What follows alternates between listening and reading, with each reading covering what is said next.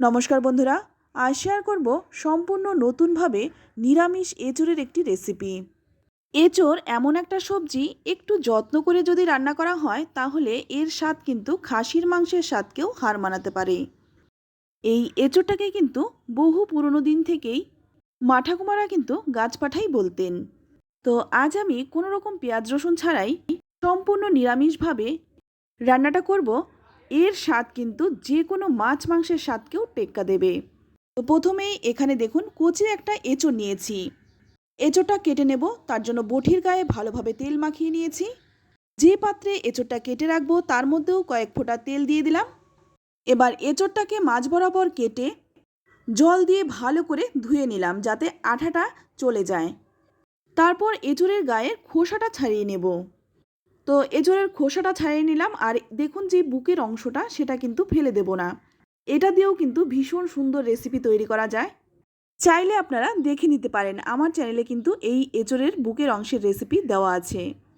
একবার বানিয়ে খেলে কিন্তু ভুলেও আর এই বুকের অংশ কেউ ফেলবেন না। এবার আমি এই এঁচোড়টাকে একদম কুচি কুচি করে কেটে নেব, যেভাবে আমরা আলু ভাজা কেটে থাকি সেই রকমভাবে যতটা সম্ভব কুচি করে কেটে নেব। আর এই এঁচোড়ের বুকের অংশের রেসিপির লিঙ্কটাও আমি দিয়ে দেবো, চাইলে আপনারা দেখে নিতে পারেন। তো দেখুন এই রকমভাবে একদম কুচি কুচি করে এঁচোড়টা আমি কেটে নিচ্ছি। তো সম্পূর্ণ এঁচোড়টাই আমি কেটে নিলাম। এঁচোড় কাটার পরে কিন্তু বটির গায়ে থেকে কিছুতেই আঠা ছাড়তে চায় না, তাই এই টেকনিকে যদি আপনারা বটি পরিষ্কার করেন তাহলে কিন্তু একদম সহজেই পরিষ্কার হয়ে যাবে। বটির গায়ে একটু তেল মাখিয়ে নেবেন, তারপর যে কোনো কাগজ দিয়ে এইভাবে একটু ঘষে ঘষে তুলে দেবেন, তাহলে দেখবেন একদম সহজেই আঠাটা ছেড়ে যাচ্ছে। তারপর জল দিয়ে ভালোভাবে পরিষ্কার করে নেবেন, এতে করে একদম আঠা থাকবে না আর কোনো রকম ঝামেলাও হবে না। তো দেখুন একদম বটিটা খুব ভালোভাবে পরিষ্কার করে নিলাম।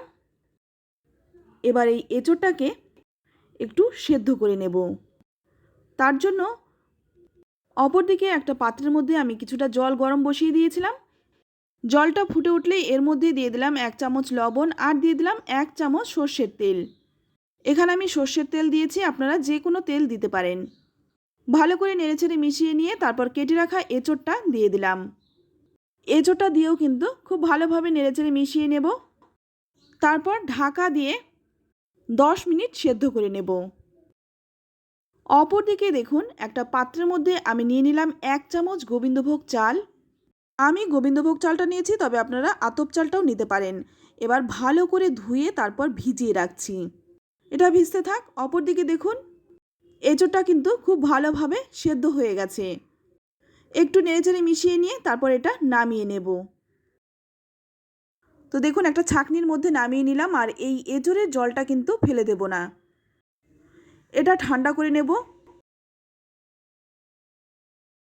তো এঁচোড়টাকে আমি ঠান্ডা করে নিয়েছি, আর এখন কিন্তু একদম পুরোপুরি ঠান্ডা হয়ে গেছে। আর এঁচোড়টাও কিন্তু খুব ভালোভাবে সেদ্ধ হয়ে গেছে। একটু চাপলেই কিন্তু একদম মোমের মতো গলে যাচ্ছে। আর এইভাবেই কিন্তু এঁচোড়টাকে সেদ্ধ করে নিতে হবে। তো এখানে দেখুন বড় একটা পাত্র নিয়ে নিলাম। এবার এর মধ্যে আমি সমস্ত এঁচোড়টাই নিয়ে নেব। তো সম্পূর্ণ এঁচোড়টা আমি এর মধ্যেই নিয়ে নিলাম। আর এঁচোড়ের জলটা কিন্তু একদম ফেলে দেব না। এবার আমি এর মধ্যে দিয়ে দিচ্ছি 1 চামচ লবণ, দিয়ে দিচ্ছি হাফ চামচ হলুদ গুঁড়ো, আর দিয়ে দিচ্ছি 1 চামচ ধনে গুঁড়ো, সামান্য একটু দিয়ে দিচ্ছি লঙ্কার গুঁড়ো,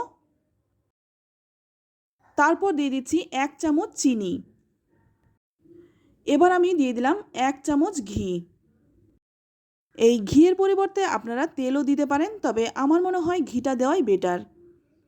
তারপর ভালো করে এবার মেখে নেব। খুব ভালোভাবে মেখে নেব যাতে এঁচোড় আর মশলাটা খুব ভালোভাবে মিশে যায়। তো দেখুন একদম সুন্দরভাবে ভর্তার মতো মেখে নিয়েছি। আর অবশ্যই কিন্তু এইভাবেই মেখে নেবেন, এভাবে মাখলে রান্নাটাও তাড়াতাড়ি হয়ে যাবে আর খেতেও ভালো লাগবে। এবার আমি একটা মশলা বানিয়ে নেব। এর জন্য আমি একটা শিলপাটা নিয়ে নিয়েছি। এর মধ্যে নিয়ে নিলাম 1 চামচ গোটা জিরে, নিয়ে নিলাম 1 ইঞ্চির মতো আদা, আর যেই গোবিন্দভোগ চালটা আমি ভিজিয়ে রেখেছিলাম সেই চালটা আমি নিয়ে নিলাম। আমি মশলাটা শিলেই বেটে নিচ্ছি, তবে আপনারা চাইলে এই মশলাটাই কিন্তু মিক্সিতে বেটে নিতে পারেন। ঝালের জন্য দিয়ে দিচ্ছি, এখানে আমি দিয়েছি 2টো শুকনো লঙ্কা, 3টে কাঁচা লঙ্কা আর একটা কাঁচা পাকা লঙ্কা। আপনারা আপনাদের পছন্দ অনুযায়ী ঝালটা দিয়ে দেবেন, যে যেমন ঝাল খেতে পছন্দ করেন। তারপর মশলাটাকে খুব মিহি করে বেটে নেব। তো মশলাটা খুব ভালোভাবে বেটে তুলে নিচ্ছি। তো তুলে নিলাম। এবার সামান্য একটু জল দিয়ে শিলপাটাটাকে খুব ভালোভাবে পরিষ্কার করে ধুয়ে নিয়ে নিলাম, এতে করে একটুকু মশলা নষ্ট হলো না। এবার রান্নাটা করার জন্য অপর দিকে কড়াই গরম করে নিয়ে এখানে দিয়ে দিলাম 2 চামচের মতো সর্ষের তেল। তেলটাকে খুব ভালোভাবে গরম করে নিয়েছি। এবার দেখুন, এখানে আমি একটা আলু ডুমো ডুমো করে কেটে নিয়েছি। আমি এখানে আলু দিয়েছি, তবে আপনারা চাইলে কিন্তু আলুটা বাদ দিয়েও শুধুমাত্র এঁচোড়টা দিয়েই রান্নাটা করতে পারেন। তো আলুটাকে প্রথমে খুব ভালোভাবে লালচে রং ধরিয়ে ভেজে নিলাম। ভাজা হয়ে গেছে, আলুটা তুলে নিলাম। এবার ওই তেলের মধ্যেই ফোড়নে দিয়ে দিচ্ছি 1/2 চামচ গোটা জিরে আর দিয়ে দিচ্ছি গোটা গরম মশলা। এর মধ্যে রয়েছে এলাচ, দারচিনি আর একটা লবঙ্গ। এবার এই ফোড়নটাকে খুব ভালো করে ভেজে নেব, যতক্ষণ না ফোড়ন থেকে সুন্দর মিষ্টি গন্ধ ছাড়ছে। তো ফোড়নটা থেকে যখন সুন্দর গন্ধ ছাড়বে তখন এর মধ্যে দিয়ে দিচ্ছি বেটে রাখা সেই মশলাটা। এবার মশলার প্লেটটা ধুয়ে সামান্য একটু জলও দিয়ে দেব। আর মশলাটা দেওয়ার সময় গ্যাসের আঁচটা একদম কমিয়ে দেবেন। তারপর খুন্তিটা দিয়ে চেপে চেপে মশলাটাকে খুব ভালোভাবে মিশিয়ে নিতে হবে। যেহেতু এখানে চাল বাটা দেওয়া হয়েছে তাই মশলাটা লেগে যাওয়ার সম্ভাবনা থাকে, তাই অনবরত নাড়াচাড়া করে মশলাটাকে খুব ভালোভাবে কষিয়ে নিতে হবে। যখন মশলাটা থেকে তেল ছেড়ে দেবে তখন সেদ্ধ করে মেখে রাখা এঁচোড়টা দিয়ে দিলাম, সঙ্গে ভেজে রাখা আলুটাও দিয়ে দিলাম। তারপর খুব ভালোভাবে নেড়েচেড়ে মিশিয়ে নিতে হবে। এবার আমি এখানে সামান্য একটু জল দিয়ে দিচ্ছি, আর এই জলটা কিন্তু এঁচোড় সেদ্ধ করে রাখা জলটা, নর্মাল জল কিন্তু দেইনি। এঁচোড় সেদ্ধ করে রেখেছিলাম যেই জল, সেই জলটাই কিন্তু দিয়ে দিয়েছি। ভালো করে নেড়েচেড়ে মিশিয়ে নিয়ে তারপর ঢাকা দিয়ে দিয়ে কিন্তু রান্নাটা করব। আর এইভাবে কিন্তু ঢাকা দিয়ে দিয়ে রান্না করব, আর মাঝে মধ্যে ঢাকনা খুলে একটু নেড়েচেড়ে দেব যাতে নিচে লেগে না যায়। তো বন্ধুরা, এঁচোড় তো অনেক রকমভাবে খেয়েছেন, একবার এইভাবে রান্নাটা করে খেয়ে দেখুন। আমি গ্যারান্টি দিয়ে বলতে পারি এর স্বাদ কিন্তু মাছ মাংসের স্বাদকেও টেক্কা দেবে।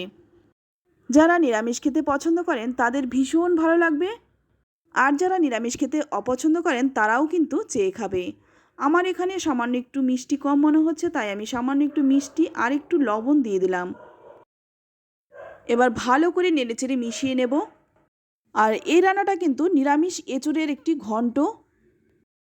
এঁচোড় তো অনেক রকমভাবে খেয়েছেন, এঁচোড়ের ঘন্ট কখনো খেয়েছেন কি না অবশ্যই কমেন্টে জানাবেন। তো রান্নাটা আমার প্রায় হয়েই এসছে। এবার নামানোর আগে দিয়ে দিলাম 3টে চেরা কাঁচা লঙ্কা আর দিয়ে দিলাম 1 চামচ ঘি।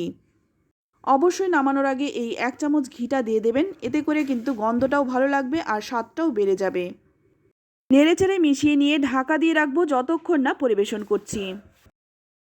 তো আমি একটু পরিবেশন করে দেখিয়েও দিচ্ছি এটা কতটা সুন্দর হয়েছে। এটা দেখতেও যেমন সুন্দর, খেতে তো অসাধারণ হয়। এটা কিন্তু ভাত, রুটি, পরোটা যে কোনো কিছুর সাথে সার্ভ করতে পারেন। যার সাথেই পরিবেশন করুন তার স্বাদই কিন্তু দ্বিগুণ বেড়ে যাবে। তো এঁচোড়ের এই ঘন্টের রেসিপিটি আপনাদের কেমন লাগলো অবশ্যই কমেন্টে জানাবেন। ভালো লাগলে লাইক, কমেন্ট, শেয়ার করবেন, আর চ্যানেলে নতুন হয়ে থাকলে চ্যানেলটা সাবস্ক্রাইব করে নেওয়ার অনুরোধ রইল। আজ এই পর্যন্তই। সকলেই খুব ভালো থাকবেন। ধন্যবাদ।